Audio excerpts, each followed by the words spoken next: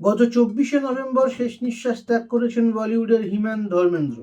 দীর্ঘ কর্মজীবনে কয়েকশো ছবিতে অভিনয় করা এই কিংবদন্তি অভিনেতার অর্জিত অর্থের পরিমাণ প্রায় 450 কোটি টাকা।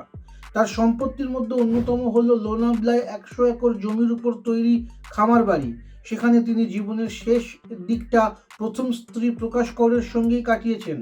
তবে অনেকের মনেই প্রশ্ন, দ্বিতীয় স্ত্রী হেমা মালিনীর জন্য ধর্মেন্দ্র কত কোটির সম্পত্তি রেখে গেলেন?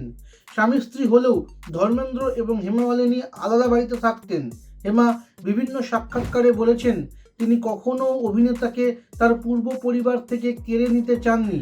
তিনি সবসময় বলেছেন, ধর্মেন্দ্রর থেকে আমার টাকা পয়সা নয়, বরং শুধু ভালোবাসাটুকুই চাই। ধর্মেন্দ্রর মোট 6 ছেলে মেয়ে। প্রথম পক্ষে 4 সন্তান, সানি, ববি, অজেতা এবং বিজয়তা। হেমার তরফে 2 কন্যা, ঈশা ও অহনা। জুহুতে অভিনেতার প্রথম পক্ষের ছেলে ও নাতিরা যে বাড়িতে থাকেন তার দামও 17 কোটি টাকা। এছাড়াও চাষের জমি ও সাধারণ জমিতে তার বিনিয়োগ আছে। ব্যবসায়ের দিক থেকেও ধর্মেন্দ্রর বহু বিনিয়োগ ছিল।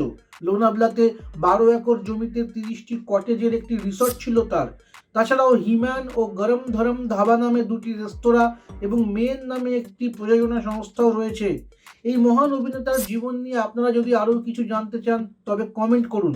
কত টাকা তিনি হেমার জন্য রেখে গেছেন তা খোলসা না হলেও হেমার জন্য প্রচুর ভালোবাসা তিনি রেখে গেছেন।